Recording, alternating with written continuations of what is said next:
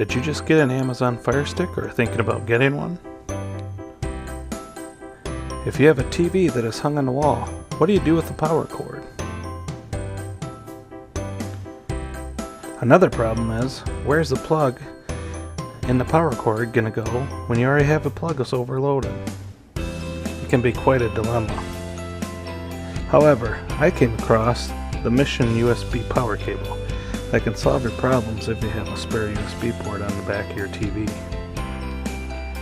Start by taking your Firestick out of the box or off the wall of the TV and disconnect the power cord. Connect the micro USB end of the Mission USB power cable to the Amazon Firestick. Connect the USB to the TV and HDMI connector to the back of the TV. That's it. Go and enjoy your TV without having to go through any more trouble. Thanks for watching.